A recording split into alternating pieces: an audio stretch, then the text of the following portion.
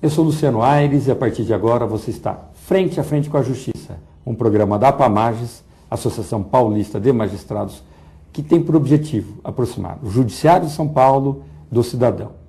E nessa busca por aproximação, temos um guerreiro histórico da APAMAGES, Dr. Carlos Teixeira Leite, filho, que é desembargador e hoje presidente do Conselho Consultivo, Orientador e Fiscal da APAMAGES. Seja muito bem-vindo, doutor.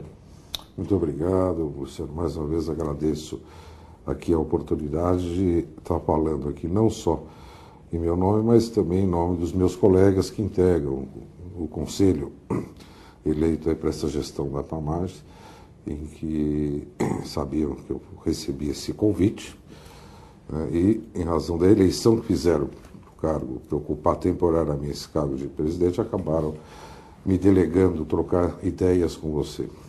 Muito obrigado.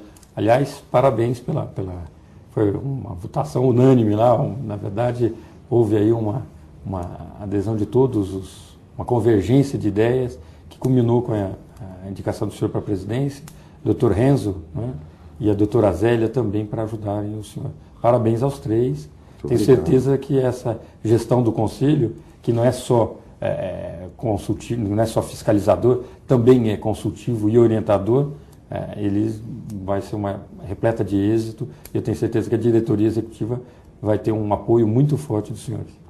Muito obrigado. Aliás, a intenção é exatamente essa, participar juntamente com a diretoria executiva, e eu acho que todos ali nós estamos muito conscientes, integrados desse propósito. O Conselho hoje está formado por representantes de todos os segmentos da carreira, no interior, da primeira instância, da segunda instância, dos aposentados. Então, essa representação é muito importante porque traz os anseios, os problemas e os temas para serem discutidos dos vários segmentos, porque todos eles integram a APAMAGES, né? E obrigatoriamente nós temos que cuidar de todos eles. Então, falar de agora um assunto um pouco delicado para a magistratura, que a visão negativa que as pessoas ostentam da magistratura. A maior parte das pessoas tem a magistratura como uma coisa muito séria, muito independente, muito atuante. No entanto, muito em razão do volume de trabalho que desemboca no atraso na prestação jurisdicional, há queixas pontuais da população quando precisa recorrer ao judiciário, né? Queria primeiro que o senhor passasse esse panorama do outro lado, a visão do juiz em relação a esse volume de trabalho e essa carga quase desumana que é imposta a um regime que tem notícia que a gente sabe, o juiz trabalha à noite, nos finais de semana, não tem quase lazer com os filhos. Muitos reclamam, olha, nem vi o meu filho crescer e quando já percebi, meu filho já era um profissional, nem pude passar muito tempo. Queria que o senhor passasse um pouco dessa angústia do magistrado. Bom, isso aí eu acho que eu posso falar alguma coisa, até porque eu sou filho de juiz e neto. Então eu, desde criança, eu passei a lidar com esse tipo de coisa, lembrando meu pai saindo correndo, né, sempre atrasado, porque ficava a manhã inteira no escritório e terminando os processos desde cedo, e assim por diante, fim de semana.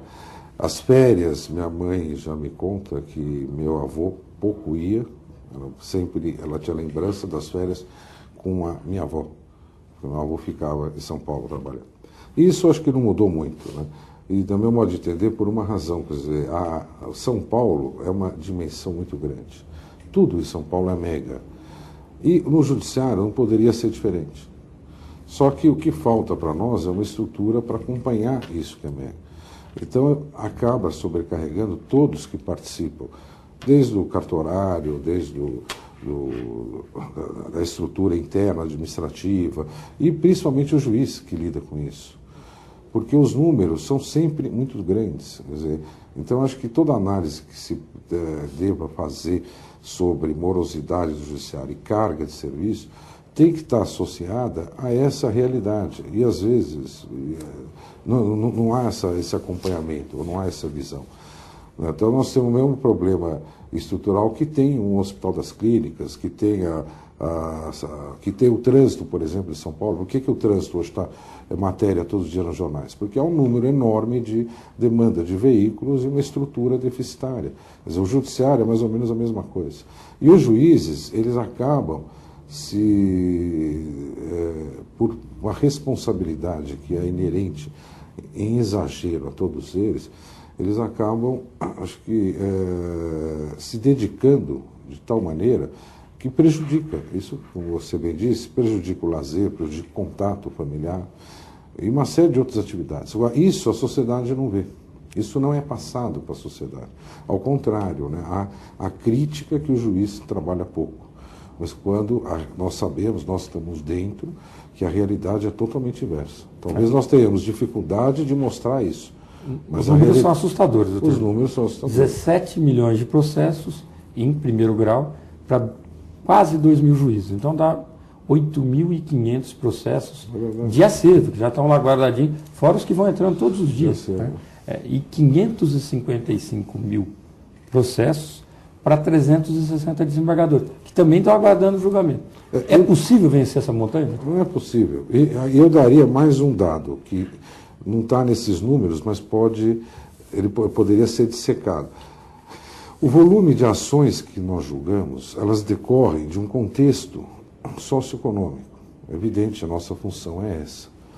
Aí nós temos as questões sazonais, as matérias sazonais, uma série de coisas de repercussão, quer dizer, de outras decisões do Legislativo, ou do Executivo, ou de situações do Banco Central, né, que não está nenhum desses dois poderes, mas que acabam refletindo de uma maneira tão grande e inesperada no Poder Judiciário, que aumentam esses números. E nesse universo que tem um paralelo dos números e das injustas críticas, nós decidimos matérias que nós não deveríamos decidir.